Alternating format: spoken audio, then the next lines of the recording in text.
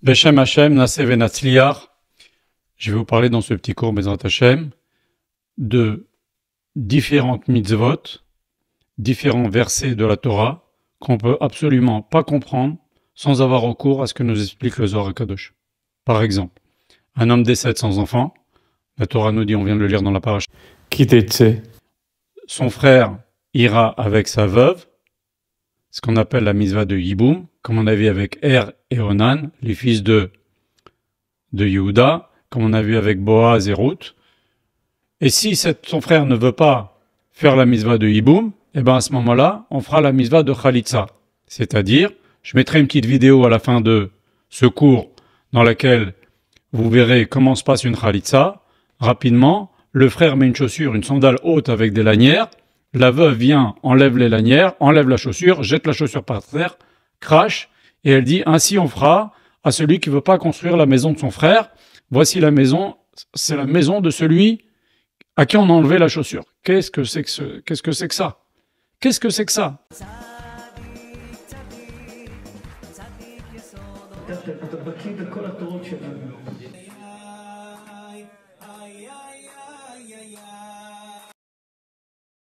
Deuxièmement, il y a marqué dans la Torah que un homme qui divorce, si sa femme se marie avec un autre homme, et après cet autre homme meurt ou divorce à son tour, il ne peut pas la reprendre. Ce qui est étrange, c'est qu'elle s'est mariée. Elle a fait Torah, Kedushim, le Rav, la Choupa, tout ce qu'il faut, les Sheva Brachot. Elle s'est mariée dans son deuxième mariage. Après son divorce, elle s'est mariée dans les règles. Elle a fait les choses proprement. On lui dit, maintenant, quoi qu'il arrive dans ton deuxième mariage, si ton deuxième mari divorce ou décède, tu ne peux pas te marier avec le premier. C'est étrange. Elle a fait les choses dans les règles. Alors pire que ça, si jamais elle a connu, Dieu préserve, un homme, deux hommes, trois hommes, quatre hommes, sans mariage, elle peut se remarier avec Alors elle a fait les choses pas dans les règles du tout. Elle a été avec des hommes sans choupa, sans kiddushin, sans rien. C'est assourd. Et voilà qu'on lui dit, tu peux retourner avec ton premier mari. C'est complètement incompréhensible. Et troisième chose, le Chachamim nous dit dans la Gemara, un homme qui se marie avec une veuve, c'est comme quelqu'un qui est dans un bateau en pleine tempête. Et il y a des dynimes, si une veuve, elle est veuve de son premier mari, après se remarie et le deuxième mari décède, est-ce qu'on peut se marier avec elle, un homme peut se marier avec elle et son troisième mari? C'est très compliqué, c'est très risqué. Qu'est-ce que c'est que ces choses-là? Voilà. On va parler de ça aujourd'hui, Bezrat Hashem. Et en fait, c'est simple, sans avoir recours aux explications du Zohar HaKadosh, c'est essayer de réfléchir, essayer d'expliquer tout ça, c'est impossible. La lanière, la chaussure, le yiboum, qu'est-ce que c'est que ces choses-là? Cette femme-là, elle est veuve, elle n'a pas eu d'enfant avec son premier mari. Pourquoi elle ne pourrait pas se remarier? Elle est obligée de faire tout ce processus avec le frère de son mari, soit le yiboum, soit la khalitsa. Ça complique la vie. Ça sert à quoi? Alors regardez, il faut comprendre une bonne chose, une très bonne chose. Et avec ça, on va comprendre très vite. Quand un homme se marie avec une femme, choupa, kiddushim, sheva brachot, il fait les choses dans les règles de l'art. Quand il va avec sa femme, il y a une petite étincelle de sa neshama qui crée un lien indéfectible avec sa femme. Même quand il décède, ce lien, il est toujours là. Alors vous allez me dire, ah, mais il y avait déjà le lien avant, puisque c'est son zivouk, c'est la même neshama, coupée en deux. Tout à fait, voir les cours qu'on a donnés ici sur le zivouk. Bien sûr. Mais en plus de cela, à part d'être, en supposant que c'est son zivouk, c'est, entre parenthèses, c'est pas parce qu'un couple, ils s'aiment beaucoup et qu'ils sont très attachés l'un à l'autre, que c'est le zivouk. Il y a eu des tas d'histoires où c'est pas le zivouk. Bon, c'est pas le moment de parler de ça. Mais même si c'est son zivoug, c'est sa demi-neshama, quand ils se marient sous la choupa, ils font les sheva brachot, ils font les choses dans les règles, et ils ont une relation, lors de cette première relation, il y a quelque chose en plus qui se crée. Un lien entre la neshama du mari et la neshama de la femme, qui fait que il reste en elle un bout de la neshama du mari éternellement. éternellement, jusqu'à qu'elle se marie avec un autre. Donc, ça, c'est une chose qu'il faut comprendre et qui va tout nous expliquer. On va commencer par la première chose. Et ça, c'est ce que dit le Zohar HaKadosh. Ok ? Donc, quand un homme maintenant décède, un homme, la première mitzvah qu'il a, c'est faire Pira Verivia. C'est super important. Et un homme qui ne fait pas Pira Verivia, le Zohar HaKadosh, il dit une chose incroyable. Il dit, même s'il a étudié la Torah jour et nuit toute sa vie, ça veut dire c'est un super méga tzaddik. Ok ? Il n'a pas une place très proche d'Hachem du fait qu'il n'a pas eu d'enfant. Alors qu'est-ce qu'il faut pour qu'il puisse atteindre cette place-là? Il faut qu'il revienne en Gilgoul et qu'il ait des enfants. Voilà ce que dit Zohar HaKadosh. Alors vous allez me dire, ah voilà, il y a des grands tzaddik qui n'ont pas eu d'enfants, etc. Il y a des gens immenses, comme le Rabbi de Lubavitch, comme le Chazon Ish, qui, c'est encore autre chose pour ces gens-là, et le Zohar aussi en parle. Mais on parle de monsieur tout le monde, ok ? Et même monsieur tout le monde qui a étudié la Torah toute sa vie, jour et nuit, toute sa vie. Il n'a pas cette place proche d'Hachem tant qu'il n'a pas eu d'enfant. La solution pour lui, c'est de revenir en Gilgoul. Alors maintenant, comment faire? Le Gilgoul, ça peut prendre du temps. Ils peuvent revenir en Gilgoul dans 1 an, dans 10 ans, dans 15 ans, dans 20 ans. En attendant, il est dans une sorte de stand-by en haut. C'est pas comme un type qui a eu des enfants, s'il a fait des péchés, il les paye, après il va au Gan Eden, il trouve sa place. Non, il est dans un stand-by qui est très douloureux, très embêtant pour le défunt. Alors qu'est-ce que nous dit la Torah? Elle nous dit, il y a une façon de le faire revenir en Gilgoul très vite. C'est que le frère, il aille avec la veuve.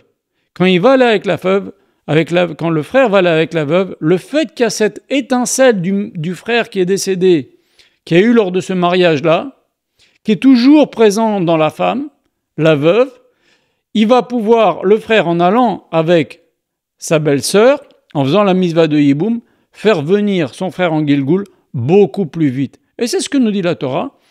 Cet enfant sera Al-Shem Achiv. Cet enfant sera au nom du frère, ça ne veut pas dire au nom.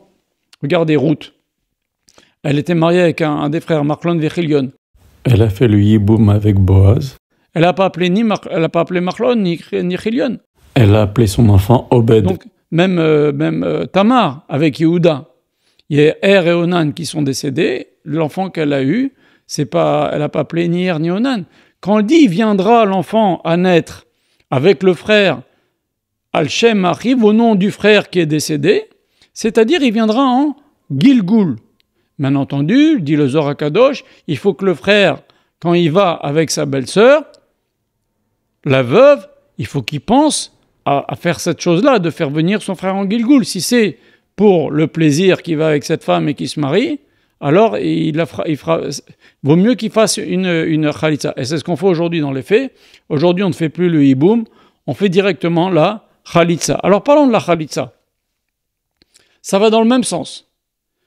Quand on fait la khalitza, la femme et le frère qui ne veut pas faire venir son frère en Gilgoul vite, la femme, elle dit à cet homme-là, quand on lui enlève la chaussure, elle lui dit, toi tu veux pas faire venir ton frère en Gilgoul, en d'autres termes, c'est pas les mots qu'utilise la Torah, mais elle veut lui dire, tu veux pas faire venir ton frère en Gilgoul, je t'enlève la chaussure, c'est-à-dire, il est délié là-haut, dans le ciel, mon mari, qui est défunt, il est délié de toi, et il va pouvoir venir en Gilgoul sans toi, le frère, et sans moi, sa femme. Alors maintenant, pourquoi la chaussure? Vous allez me dire. Alors regardez bien ce que dit le Zohar HaKadosh. Quand quelqu'un rêve que un mort vient et lui prend ses chaussures, quelqu'un y rêve, il y a un mort qui vient et qui lui prend ses chaussures. C'est un mauvais rêve. Pourquoi? Parce que la place d'un homme, c'est là où sont ses chaussures. C'est-à-dire, tu as tes chaussures ici, c'est que tu es vivant. Si on t'enlève tes chaussures, ça veut dire tu n'es déjà plus là. Ta place, elle va être en haut avec les morts, puisque c'est un mort qui te les a prises.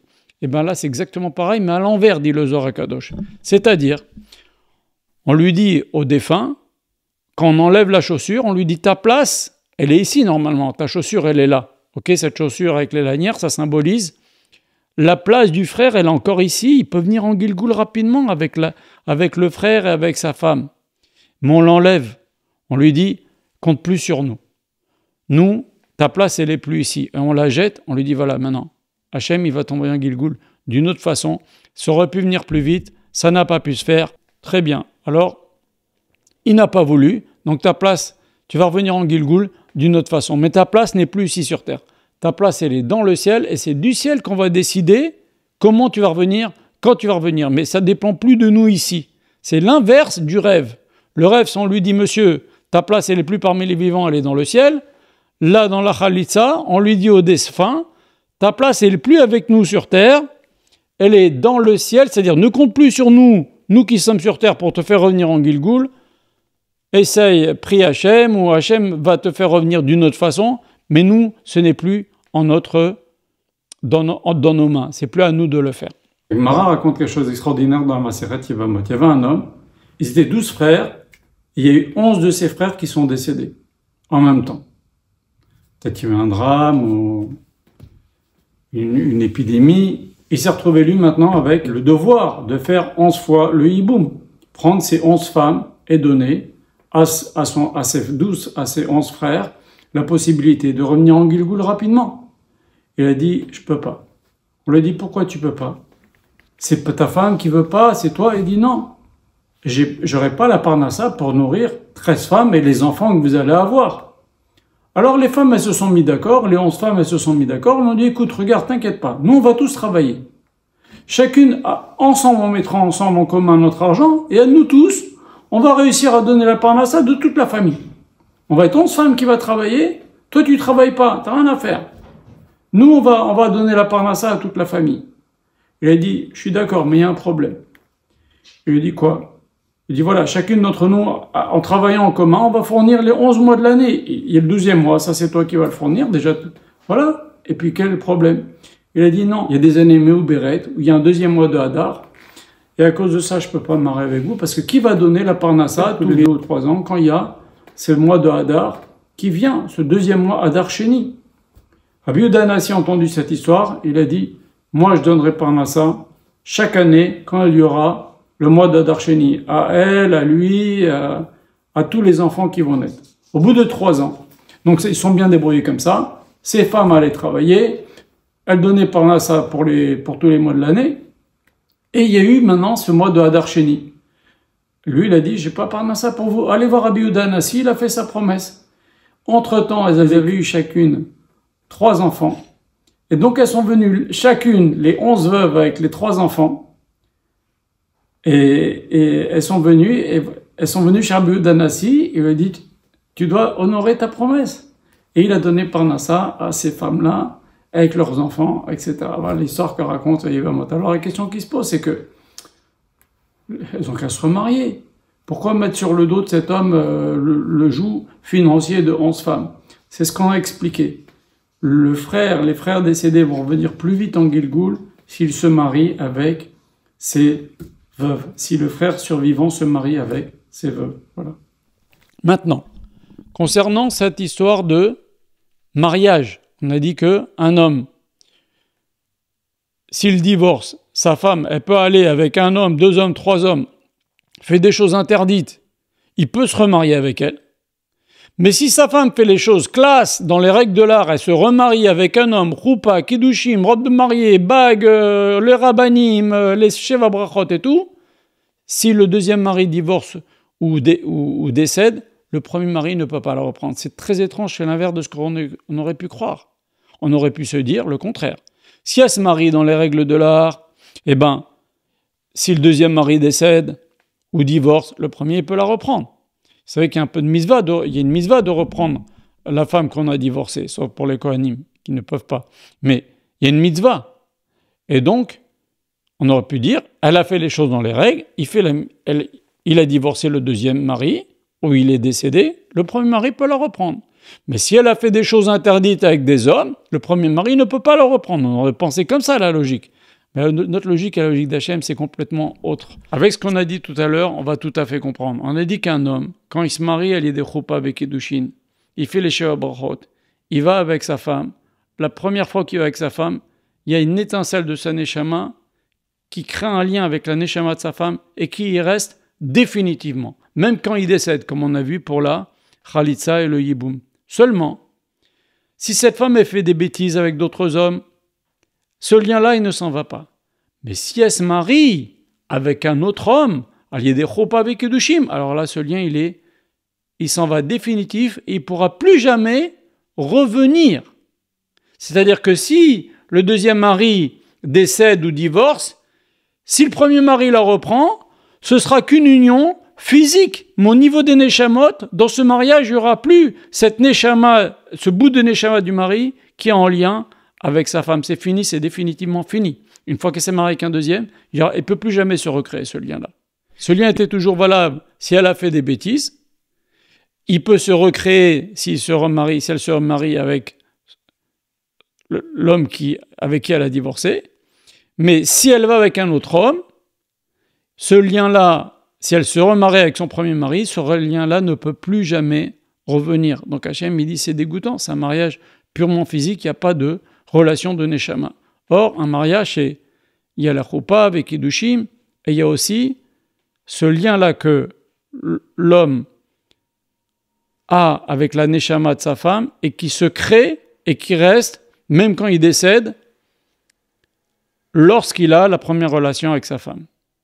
Donc on a compris le yiboum, la khalitsa, on a compris l'histoire du remariage. Pourquoi si elle s'est mariée avec un autre homme, elle ne peut pas se marier avec le premier? Parce que ça ne peut plus jamais se recréer, ça va être un mariage purement physique, sans relation, de neshamot. Donc ça, Hachem n'en veut pas, c'est pour ça qu'Hachem l'interdit. Et maintenant, on va comprendre la troisième chose. Pourquoi on dit qu'un homme qui se marie avec une veuve, c'est comme quelqu'un qui monte dans un bateau, dans une tempête? Eh bien oui, parce que cet homme-là qui est décédé, il a laissé un petit peu de sa neshama sur la neshama de sa femme, ok? Il y a toujours sa présence à lui dedans. Quoi qu'il arrive, tant qu'elle ne se remarie pas avec un autre, ok? Maintenant, elle va se marier avec un autre. Lui, il est dedans, il est dans sa neshama, il va tout faire pour zigouiller, pour tuer le deuxième mari. Il ne va pas supporter. Il ne va pas supporter. Sa neshama, ce bout de neshama qu'il a laissé, qu'il a donné à sa femme quand il était avec elle, quand il s'est marié avec elle, il reste même après sa mort et il ne supporte pas qu'un autre homme vienne et veut lui aussi donner un bout de neshama. C'est lui qui rajoute un bout de neshama à sa femme ou le deuxième mari, mais ce n'est pas les deux, comme on a vu tout à l'heure. Et donc, qu'est-ce qu'il fait? Il va essayer de se débarrasser, de prier dans le ciel pour se débarrasser du deuxième mari. Alors c'est encore plus fort quand c'est la première année. La femme, elle est veuve, et pendant la première année, si un homme se marie avec une femme qui est veuve pendant la première année, je ne dis pas au niveau de la halakha, je parle au niveau de ce que ça peut avoir comme conséquence. Okay?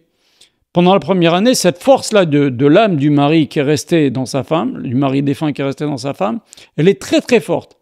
Après la première année, ça commence à s'estomper, c'est déjà moins dangereux. Donc en fait, quand nos Chachamim nous ont dit un homme qui se marie avec une veuve, c'est comme quelqu'un qui monte dans un bateau en pleine tempête, c'est la première année après le décès du mari. Et maintenant, il y a encore autre chose qui peut faire que même pendant la première année, une femme veuve peut se remarier, c'est ce qu'on appelle Tikkun Almanot, qui a écrit le Rashash. Le Rashash, il a écrit un texte qu'on lit sous la choupa. Quand cette veuve-là se marie pendant la première année, et même des fois même après la première année, surtout si le premier mari est un Talmid Chacham, il a donc des mérites, il peut faire beaucoup de mal au deuxième mari. Donc, par sa prière en haut. Et donc, on lit ce tikkun du Rashash. Je ne rentre pas qu'est-ce qu'il y a marqué là-dedans, mais en fait, rapidement, on promet qu'on va étudier les Unishmat, le premier, etc. Et donc, ça calme la neshama du premier mari, et donc le deuxième mari sera pas atteint par le premier mari. Voilà, donc ça calme un peu le danger de se marier avec une veuve. Donc j'espère que vous avez compris ce qu'on a dit. C'est des choses que s'il n'y a pas ces éléments-là qu'on vient de dire, c'est absolument incompréhensible. Alors restez, regardez maintenant, je vous montre une vidéo de comment se passe une Khalitsa. Hashem Yebachotrem.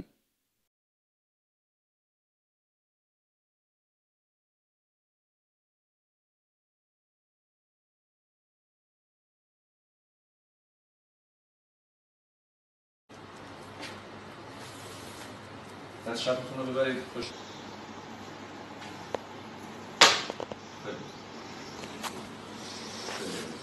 کفشو بلند کنید هر کنید.